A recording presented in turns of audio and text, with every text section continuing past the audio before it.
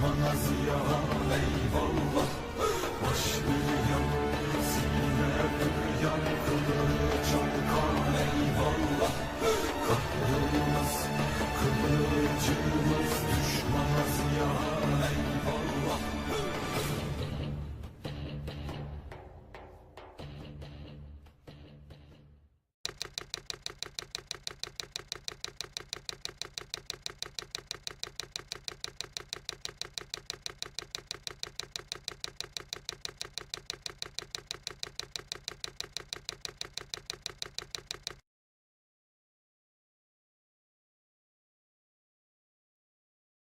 Hi friends, this is Shmuel Al-Kafir. I want to say briefly that we will not be using any published translations. Rather, I will read the original Hebrew and translate it as we go along. Let's get right to the subject of our video. A basic premise to this presentation is what would it look like if the invasion of the land of Israel, as described in Ezekiel 38 and 39, were to happen in our day. To begin with, Gog and Magog are not two guys. We read in chapter 38, passage number 2, that Gog refers to a man, whereas Magog refers to the land where he is from. The best way to understand the names mentioned here is to associate the names of the places as Ezekiel would have understood them. Mr. Gog is described to be the chief prince or leader or president of Magog, Meshech, and Tubal in passage number 2 of chapter 38, and continuing in chapter 6, Gomer and Togarma are also mentioned. All these 5 places, Magog, Meshech, Tubal, Gomer, and Togarma, in Ezekiel's day were located in the area we know today as the country of Turkey. So, if we understand Magog to be Turkey, it follows that Gog could very well be Mr. Erdogan, the egotistic despot of Turkey. Could he be the prophesied Gog? Let's continue. We read 3 other names in passage number 5. We read Paras, which is Persia, modern-day Iran, Cush, which was located in what today we call Sudan, and finally we read the name Put, which was in the general area of what today is Libya. Now, I want to go back to Sudan. It's very important to mention that Sudan is the land of the 3 no's. In August 1967, after Israel defeated 5 invading armies in the 6-Day War, the Arab League met in Khartoum, the capital of Sudan, and they came up with the famous 3 no's to Israel. No recognition of Israel, no peace with Israel, and no negotiations with Israel. Sudan is also the place where Osama bin Laden lived a number of years and founded his organization Al-Qaeda prior to moving to Afghanistan. What can we say of Libya? This is a place which has descended into Islamic chaos and a place where the Islamic State is well established and based. Persia, Iran. Do we really need to get into the Ayatollah's constant call for the destruction of Israel, dating back to their 1979 Islamic Revolution? So as we look at the map, we see Israel surrounded by Iran, Sudan, and Libya, all of them with an Islamic desire to have the world submit to their God and to destroy Israel to obey the 2nd chapter of the Quran. What about Turkey? Do they also think alike? Following the course that we set upon to do a military analysis of what this operation would look like if it were carried out today, we must first look at Mr. Erdogan's intent. So we can read in Forbes magazine 10 June 2010, the Irish Times 7 August 2014, E-Sefarad 3 June 2015, Al Monitor 28 July 2017, Arutz Sheva 1 April 2018, The Washington Examiner 18 May 2018, Haaretz 23 May 2018, Foreign Policy 24 December 2018. We can see from all this rhetoric throughout the years that his intent towards Israel is not one of brotherly love, but rather of disdain and anti-Semitic hatred. We continue reading in passage number 8 of Ezekiel 38. B'acharit hashanim, in the latter years, Tabo el eres meshuvevet mecharev, talking to Mr. Gog, come to the land, turn back from the sword. What does this mean, turn back from the sword? I think it is a direct reference to the many centuries that the land of Israel was under Islamic dominion. But why is the sword a reference to Islam? The Quranic references to war, the so-called jihad, are too many to get into here. Also, the hadiths, which are Muhammad's followers' written accounts, have many references to jihad, war, and the sword. But I'll just mention one in here in our presentation. In the Hadith Bukhari, it specifically says that paradise is under the shade of swords. This is clearly understood by Muslims as a direct reference to jihad and to sacrifice oneself for Allah. This is the reason that the Cross Swords Monument stands in Baghdad, and the reason why swords, or in our day rifles, are depicted in many Islamic flags, such as the flag of Saudi Arabia, the flag of Hamas, the flag of Hezbollah, and so on. Mekubetzet me'amim grabin, gather from many peoples or many nations. I want to talk further about this many nations wording. Whenever this is mentioned in the scriptures, it is usually not a good thing.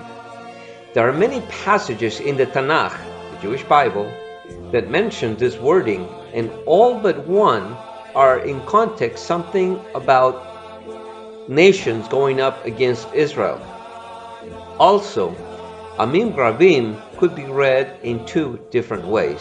One, the translation that we see here, many peoples, or two, and that is people who have exalted themselves. So their pride could be read as it is against Israel. Here, it is many people joining themselves to Gog against Israel, and also the reference here of a people gathered from many peoples. Most Jews who have migrated to Israel have come from peoples or nations who have tried to kill them.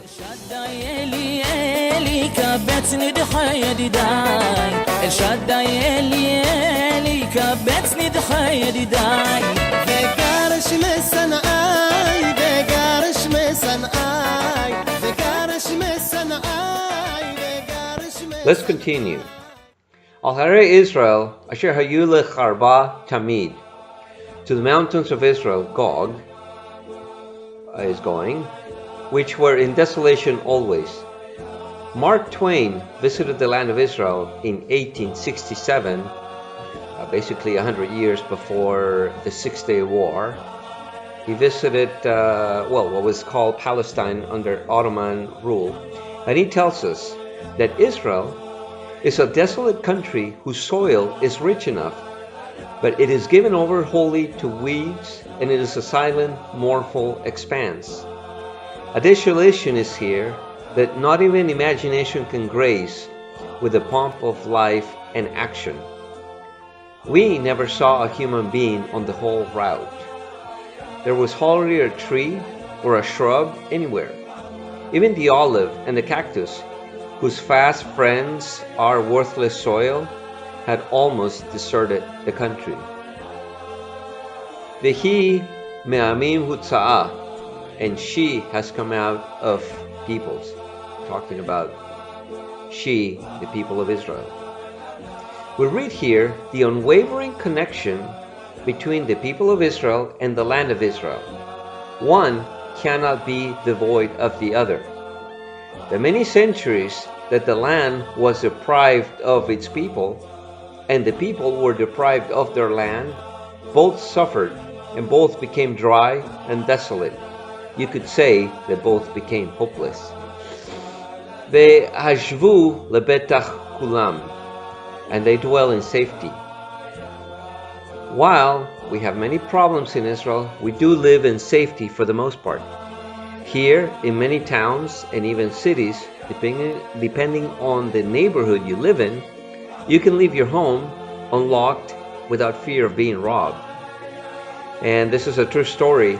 I once received payment from someone, and this gentleman was out touring until late at night, and by the time he got to his hotel room, he called me that he finally was ready and that he had the money to pay me. It was payment on a business deal, and I didn't want to go all the way to his hotel, and I also didn't want him to come to my house. So I said, let's meet in a shopping center, in a mall, and he in public basically paid me money, and it was without fear of being mugged. It wasn't late at night. It was like, the shopping center was still open, but still we counted money in public, and I had no fear that someone was going to mug us.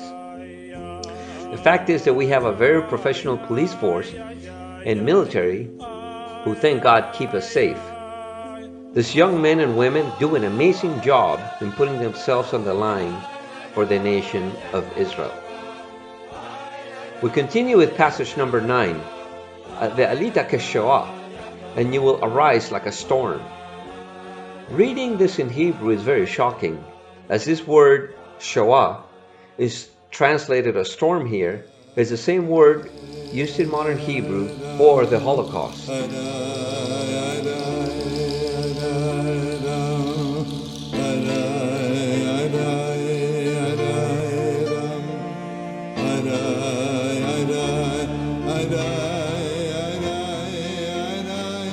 Tavo ke'anan lechasot haaretz, and you will come like a cloud to cover the land.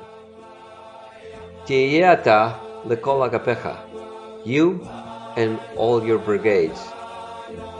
This could be read as all the brigades that are coming in this military operation, or basically all of his brigades, all of them, all of his armies. So it could be read either way. Now, it's time to look at the next step in intelligence analysis. We have seen the enemy's intent, but what are his capabilities? What are the Turks really capable of? Let's look at the Turkish armed forces, led by the 65-year-old General Yaşar Güler. Global firepower gives us a lot of information, but I want to point out to some specific numbers. According to them, the Turkish army has 350,000 active duty personnel with 207 fighter jets. They have 2,446 main battle tanks. That is a lot of armor. And also they have 9,031 armored troop carriers and 1,108 self-propelled artillery. We don't know what percentage of these vehicles, these machines may be operational, but that's still a lot of them. In intelligence, we assume that they're all working properly. So, because you never know, so we cannot assume anything less than that. Also, another website, globalsecurity.org, tells us the order of battle, as it is called. And according to them, the Turkish army is actually has three different armies. First army, headquartered in Istanbul, Second Army headquartered in Malatya, and Third Army headquartered in Erzincan. There's actually a Fourth Army, but their responsibility area of operation is more in the islands.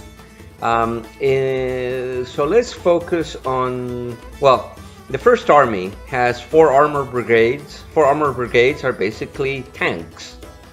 And they also have 7 mechanized infantry brigades. Mechanized infantry are those guys that are riding on mechanized vehicles.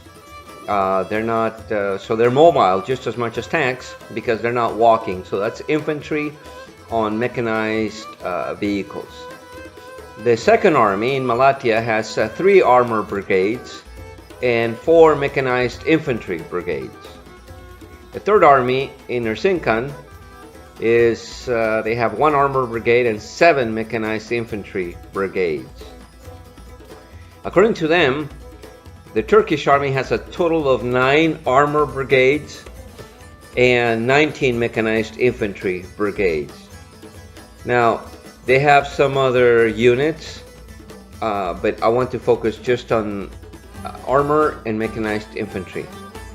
Let us look specifically at the most important and relevant brigades of the Turkish Second Army, headquartered in Malatya. There is the 6th Corps, which is headquartered in Adana.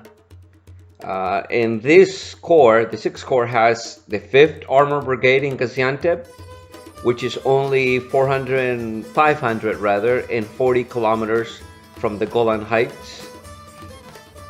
They also have the 39th Mechanized Infantry Brigade headquartered in Iskenderun, another city very close to Israel. Their 7th Corps, headquartered in Diyarbakir, has the 6th Mechanized Infantry in Tatvan, along with the 16th Mechanized Infantry Brigade in Bilgakisla, and the 70th Mechanized Infantry Brigade in Kisiltepe. Finally, the 8th Corps, headquartered in Elazig, has the 20th Armor Brigade in Sanliurfa and the 172nd Armor Brigade in Silopi. As I mentioned before, they have some other units such as artillery regiments, regular infantry brigades, and mountain brigades, just to name a few. But I want to focus just on these armor and mechanized infantry, and also some self-propelled artillery, because being mechanized, they have the speed and mobility for such an attack as what we are exploring in our presentation. Now, let's continue. Ve'avim ravim otach, and a great multitude with you.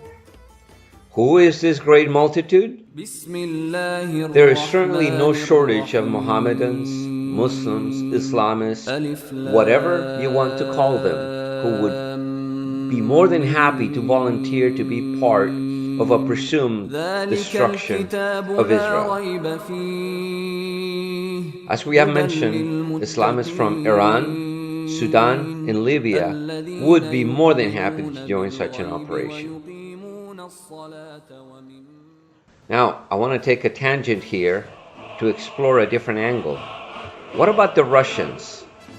Although many Christians and some Jews believe that Gog may be Russia, there is simply no scriptural connection between the places Ezekiel would have identified with his names in any geographical region in Russia today. But if we just for a moment entertain the idea that Russia could be Gog, logistically it is nearly impossible. Consider that Turkey is only roughly 450 to 500 kilometers from Israel, whereas Russia's nearest bases are 3 times that distance at 1,500 kilometers. Yet, if they were to do it, how would they do it? Would they do it by land, by sea, by air? If they go by land, they would have to go through the Caucasus Mountains, through Georgia, and northern Turkey. And even if they had a much stronger army and solid air support, they would still lose a lot of their armor through the narrow passes of so much mountainous terrain. It would be just a battle to get to the battle. Now, the Germans conducted an armor advance similar in distance in World War II when they launched Operation Barbarossa in 1941. By the time they got to Stalingrad, today Volgograd, their supply lines were overly stretched. Yes, they were fighting the Soviet army along the way, but they had fairly flat terrain to go across. And the capability of the German panzers were not tested to the limits of that the Russian T-80s and T-90s would be going through such mountainous, rough terrain. So I doubt that any Russian leader, whether military or political, would want to waste their armor in a land trek of 1,500 kilometers through very mountainous terrain and plenty of enemy opposition. Why enemy opposition? If they were to go by land, they have to go through Georgia, and then they have to go through Turkey. Turkey would see that as an invasion of their land, and they would send their tanks against them. So it would be a battle just to get to the battle. Logistically, I would not even consider this option. It's just not feasible. Let's look at a maritime deployment. Would the Russians rely on their second fleet based in Sevastopol and other Crimean ports? The Russians do not have such a great support navy, ships to carry all this armor. And even if they did, they would have to go through the Bosphorus Straits. Again, this would unleash a war with Turkey, because Turkey would see that through satellite images that Russia is loading up armor, war-ready, battle-ready equipment.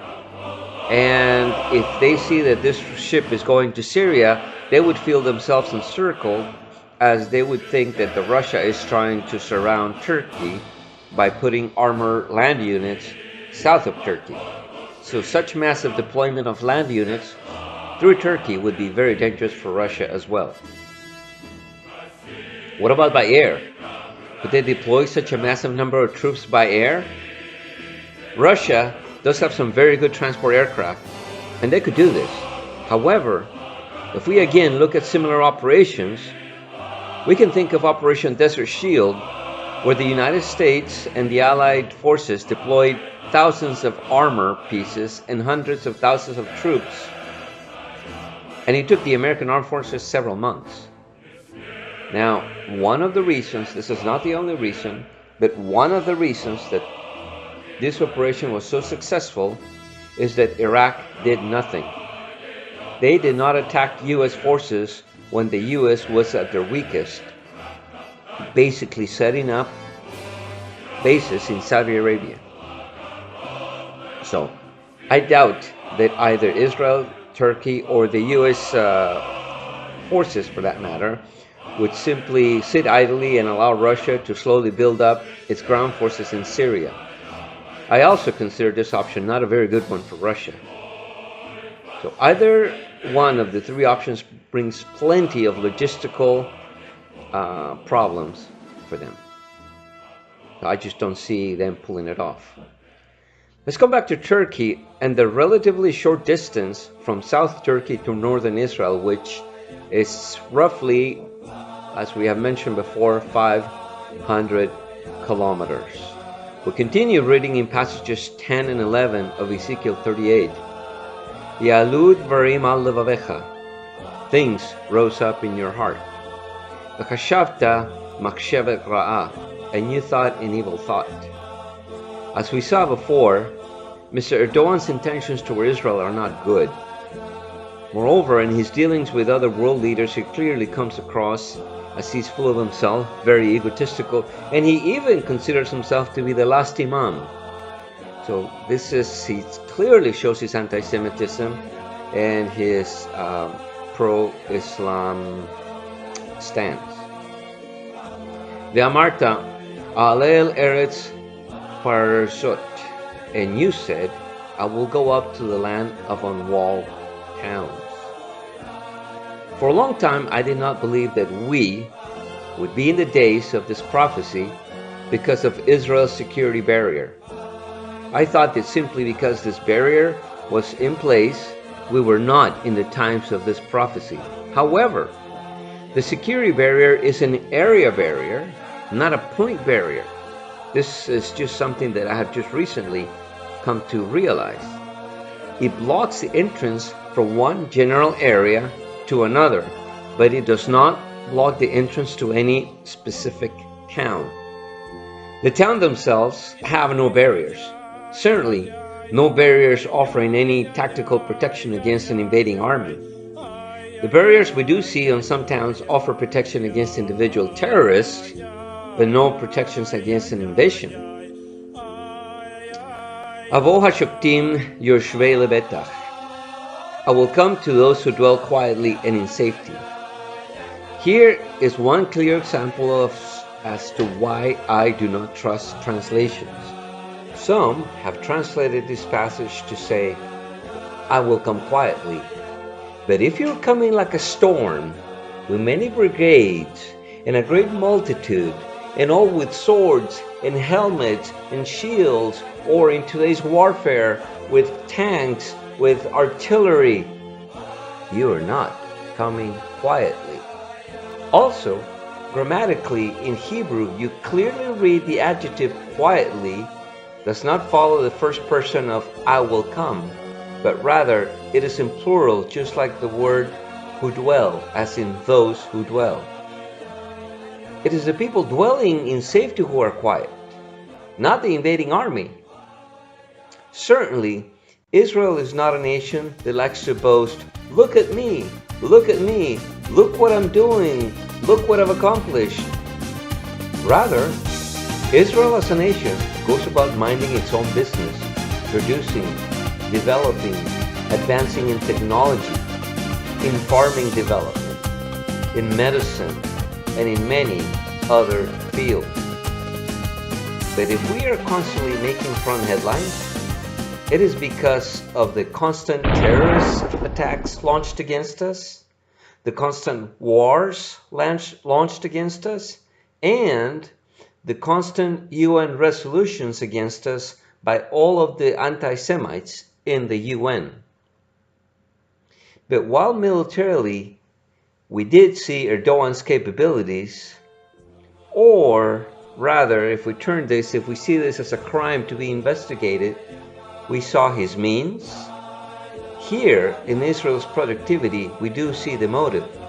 Reading in passage number 12, Lishlol shalal ulavos vaz, to plunder booty and to seize spoils.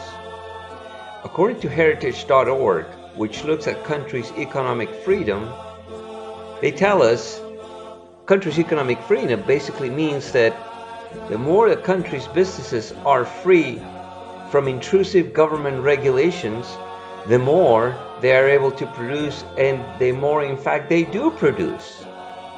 As I mentioned earlier, in the 70 years since its birth as a modern nation, Israel has been a very productive country and one of the leading nations in the world for productivity in a number of areas. And Mr. Gog has taken notice that this little nation, that with only 10% of Turkey's population, has a per capita GDP of $36,340 compared to Turkey's $26,893. Lashiv yadecha al charavot neshavot, to turn your hand to the wasteland now inhabited. Ve'al am meusaf megoim, and towards the people who have gathered from the nations. Ose mikne vekinyan, who have produced herds and wealth. Gog wants this wealth. Yoshve al tabur haaretz, who dwell in the midst of the land. Going back to passage number 11, Kolam yoshvim be'in choma, they all dwell without a wall. The fact is that we are today in a moment of history where our land was desolate, and it has come back to life.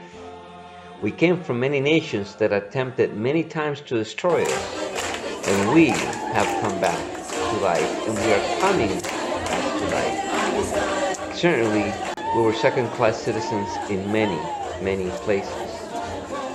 Now, we live in the safety of God's blessings towards us, combined with the mighty hand of Israel's security forces, which have stretched out as far as Buenos Aires, throughout Europe, Entebbe, Uganda, Baghdad, Tehran, just to name a few, against those who have done us and against those who would do us harm. So perhaps the timing for this prophecies is now, because we do live in towns that have no fortifications. Uvriaf udlataim ein laim. They don't have any bars or gates.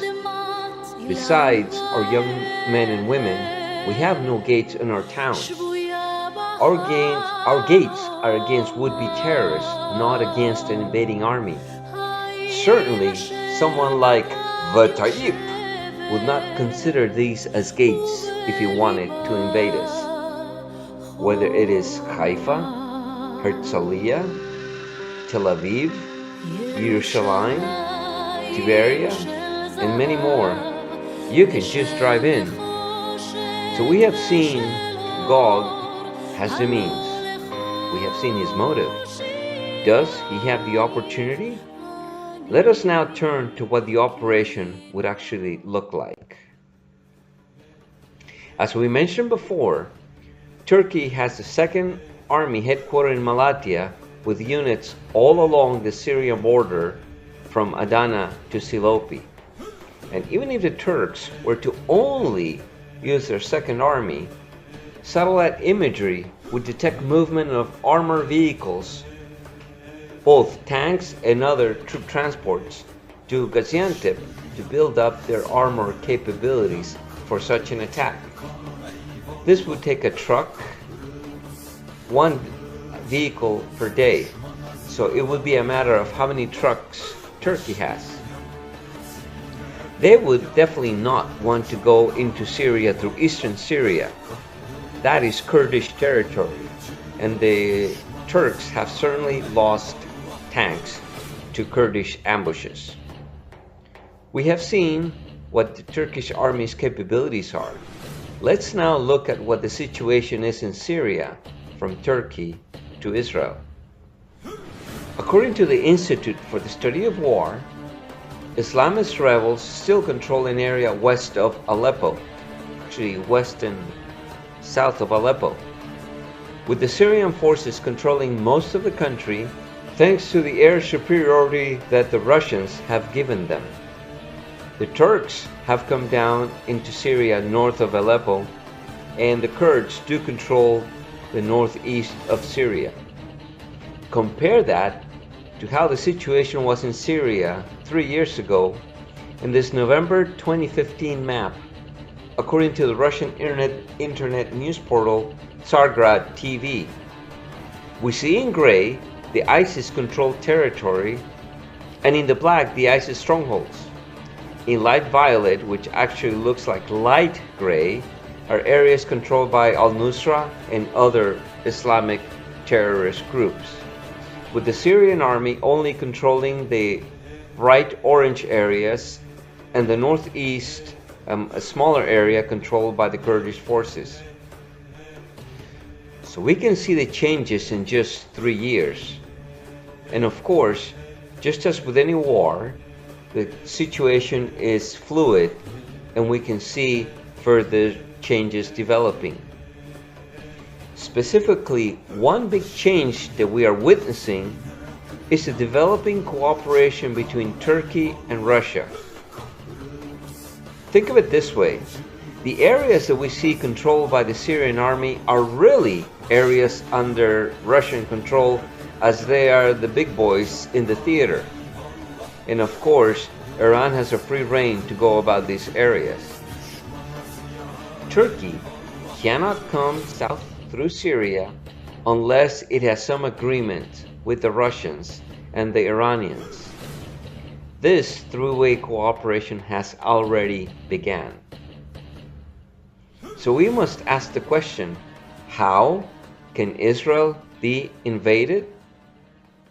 The best way to invade Israel is through the south, through the Sinai Peninsula, just as Egypt tried to do in 1967 during the Six-Day War, and again in 1973 during the Yom Kippur War. But Mr. Gog is not coming from the south, nor are the mountains of Israel anywhere in the Sinai. So we need to look elsewhere. With their M60 Sabras, which are upgraded M60 patterns, their Leopard 1s and their Leopard 2s, supported by their MPVs, troop carriers, and their Fertina self-propelled artillery, coming south from Gaziantep to get to the Homs province in Syria, is about 300 kilometers. It would take an armored column roughly about 7 days to travel this distance. From there, an armored column could take the eastern route to Damascus, or a western route through the Bekaa Valley in Lebanon. By taking the western route through the Bekaa Valley in Lebanon, the home turf of Hezbollah, to head south all the way to northern Israel would take about 5 days. But this would be very, very dangerous, as it would force armored columns through narrow passes. Let's now talk about how dangerous it is for armor to go through such narrow passes. In open terrain, if one of your tanks gets hit, the other tanks can maneuver around it and keep going. In a narrow pass, however, with no room to maneuver, any enemy can ambush such a column. We see here a column of tanks going down the road on a narrow pass with the simulated terrain and skyline seen high in the background. If you take out the leading vehicle and then the rear vehicle, you have the rest of the column just sitting there with no room to maneuver. They can all be taken out. They can all be killed. This is why I mentioned earlier that it would be very dangerous for the Russians to take armored columns through the Caucasus Mountains. With too many narrow passes, it offers the Georgians or the Turks or any enemy many opportunities to set up some very nasty ambushes and destroy many armored vehicles. Let's continue with Mr. Gog's armor advance south. By taking the eastern path to Damascus, there is better terrain for maneuvering lots of armor. From Homs to Damascus, it would take approximately 4 days of unchallenged movement. After passing Damascus, such a column would be at the doorsteps of Israel's Golan Heights. Again, at this point, Mr. Gog can turn west and enter Israel, or can continue heading south. Let's continue heading south to see what gateways we find into Israel. The Jordan Valley, both on the eastern bank and on the western bank of the Jordan River, offers some very difficult terrain, which for armor is at best very dangerous. Armored vehicles could take about 5 days from Damascus to Amman. Once in Amman, we find the Naur Pass, heading west from Amman and down into the Jordan Valley, and then after the Jordan Valley up to Jerusalem through Ma'ale Adumim. These are prime areas for ambushing armored columns, and in fact the Israeli Air Force killed many armored vehicles during the Six-Day War, so this is not advisable. Further south, and there is another pass. Now, this pass is all the way south. We see here the terrain, how far it would take from Amman continuing to head south.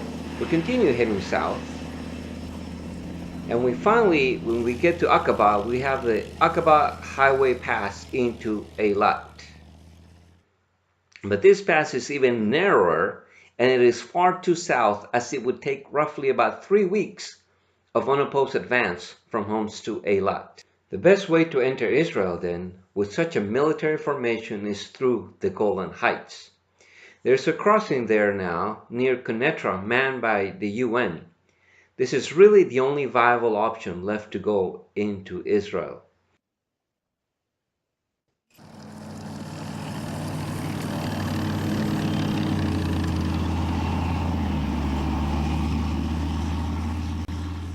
This is exactly where the mountains of Israel are, as we see here in the panoramic view of the mountains of Israel in the north. This is also where the way east of the sea, mentioned in Ezekiel 39, passage 11, as was known in the old days. The Silk Road would come down from Asia, through Syria, through the Golan Heights, and into Tyre. Also, this is the same passage that you would take from the Silk Road to go through the Golan Heights and into Akko. Or you can also take the same pathway down into the Jezreel Valley where Megiddo is located, or as it is known in Hebrew, Ar-Megiddo, as was known in ancient times, and the origin of the term Armageddon. Of course, this would all change in the decades to come. We see in the world today a disproportionate growth in missile development. Rogue nations are not developing tanks, aircraft, naval vessels. They are all developing missiles. So just as a sniper can kill a soldier who took a full 19 years to grow up and 6 months to train, and kill him with just a 30-cent 7.62 NATO round, you can also spend just $100,000 on a missile and kill a $6 million tank with a crew of 4 young men, average ages 19 to 23 years old. The nature of warfare is changing, and the invasion of Israel, as estimated on this presentation, will be obsolete in a few years, as it will be just too expensive to develop and produce armored vehicles only to have them easily killed with much cheaper and ubiquitous missiles. Let's go back to chapter 38 in passage number 19. Ufkinati be'esh afrati divarti, and in my jealousy and the fire of my wrath I spoke. Imlo bayom hahu yiyeh ra'ash gadol. Certainly, on that day there will be a great noise. Some translate this word ra'ash as earthquake, noise. Al admat Israel, on the land of Israel. I remember many years ago when I lived in California, in Los Angeles, I once found myself within a few kilometers from the epicenter of an earthquake, and I will never forget the noise I heard when the earth started shaking. This noise was like thunder, except it was much higher volume, but yet a much lower pitch. Very, very, very piercing. Continuing passage number 21. Dekarati alav lechol harei cherev, and I will call upon him a sword throughout the mountains. Naum Adonai, says the Lord. Cherev ish be'echav tiyeh. Each man's sword will be against his brother. In their panic, these guys are going to turn on each other. Of course, all those who survive the mountains, as I read this in Hebrew, it sounds like the mountains themselves are going to become swords against these guys. But whoever survives this, then they're going to start shooting at each other. In passage 22, Ve'nishpatti ito, and I will punish him, bedavar uvedam, with plague and blood. Ve'geshem shotef ve'enav al gavish esh ve'gafrit, and overflowing rain el hailstones of fire and brimstone. Amtir alav ve'al agapav, cast down upon him and his brigades. Ve'ol amim rabim asher ito, and on the great multitude with him. I tried to figure out what magnitude earthquake would cause these vehicles to flip over or shake in a way that all the men inside them would be shaken about, and they would be breaking limbs and spinal cords in these cramped spaces of these vehicles. But when I studied these words more closely, I realized. Please understand that I followed this research as an investigation to allow it to lead me according to the findings, not with a preconceived notion that I knew everything or that I had read everything about these prophecies. When I read this and I thought to myself, the wording of this passage, what would cause stones and fiery debris to come down on a very large group of men in military vehicles? I realized that the only thing that could do this would be a volcano. However, I had not heard of any volcanoes in this area. Remember the Quneitra crossing? I was truly surprised to learn that Mount Bental is in fact a dormant volcano, and that its last eruption is believed to have occurred about 50,000 years ago. I was even more shocked, however, to learn that Mount Bental is located right on the Golan Heights, exactly where it would cause great damage to our attacking suspects. My shock increased even further when I discovered that not only is this Mount Bental a dormant volcano, but that it is actually one of a few volcanoes that make a chain of volcanoes on the eastern edge of Israel's Golan Heights. Certainly, a volcano exploding would also qualify as great noise on the land of Israel, as not just the whole country would hear it, but such an explosion would be heard throughout the Middle East. And additionally, Mount Bental is just a few kilometers, maybe at most 40 kilometers from Damascus.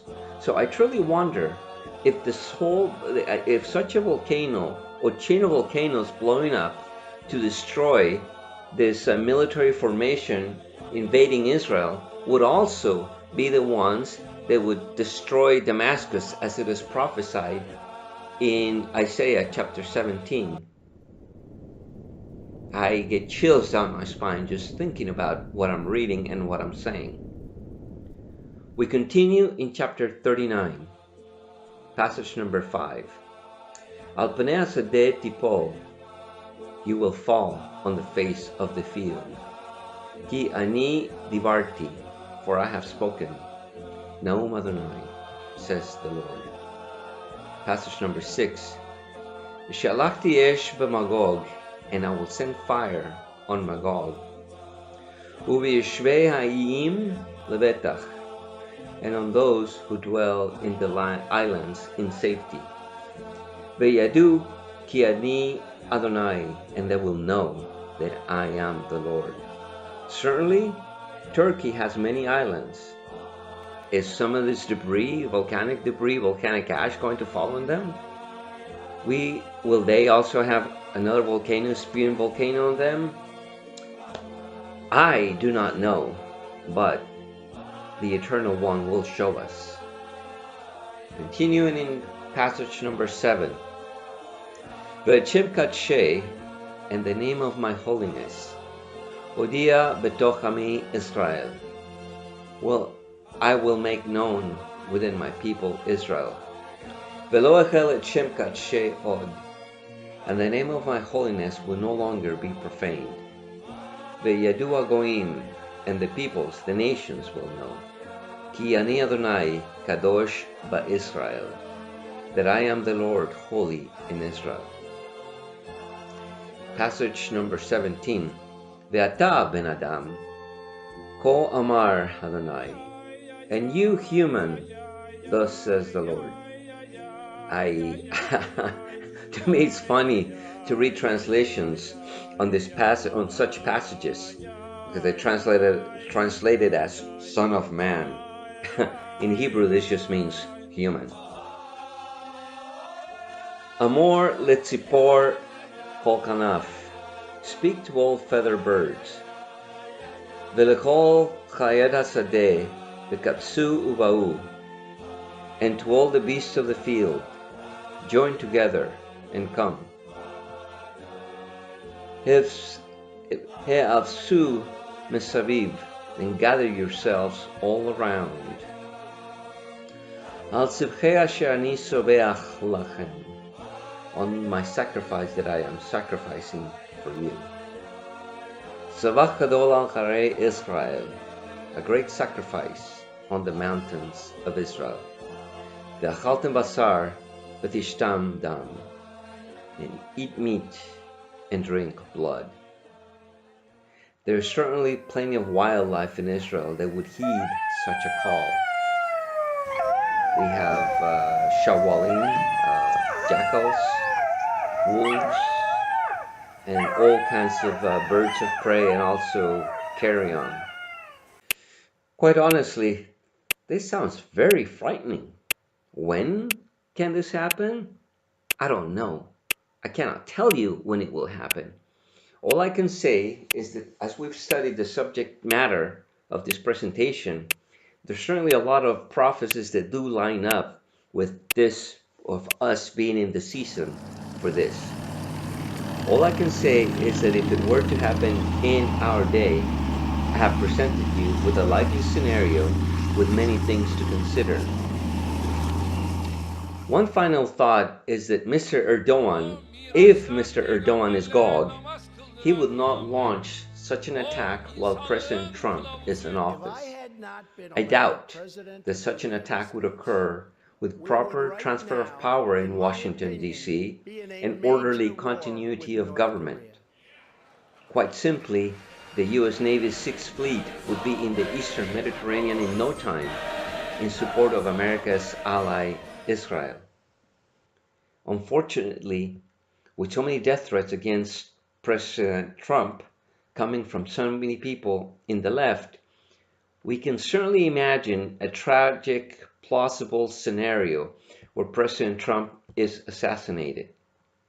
This would launch the United States in general, and Washington, D.C. in particular, into chaos, as the many veterans and many patriots would not allow the destruction of America and the abolition of the U.S. Constitution. These men and women have just sacrificed too much to just surrender to social globalism. Such tragic event would certainly cause a civil war in the United States, and such chaos would affect the whole world. Such cataclysmic event would be a perfect opportunity for Mr. Gog to embark on this path. After having studied Ezekiel chapters 38 and 39 to produce this presentation, one big question has come up for us. Why is there no mention of Israel having an army in the wording of these chapters? Where is the IDF in this whole thing? As I read this, and as I consider the magnitude of these prophecies and the season that we could be in, I am reminded of the words of Rabbi in Sanhedrin 98b in the Talmud, as he considered the birth pangs of the arrival of Mashiach, the Messiah. He realized that the events leading to the arrival of Mashiach are so terrible, are to be so frightening, that he did not want to be around to witness such events unfold. So he mentioned, speaking of him, the Messiah, let him come, but let me not see him. So, let him come, and we shall see if it's for our generation to see him. May the Eternal One help us.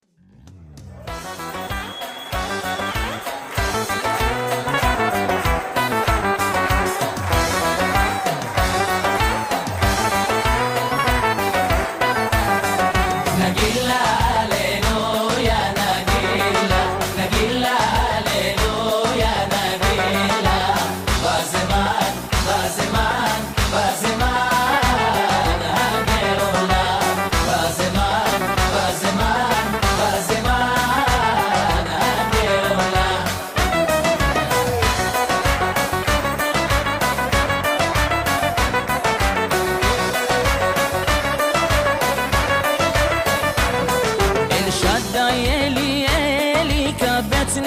ידידיי אל שדי אלי קבץ נדחי ידידיי וגרש משנאי וגרש משנאי וגרש משנאי וגרש משנאי נפשי בהם געל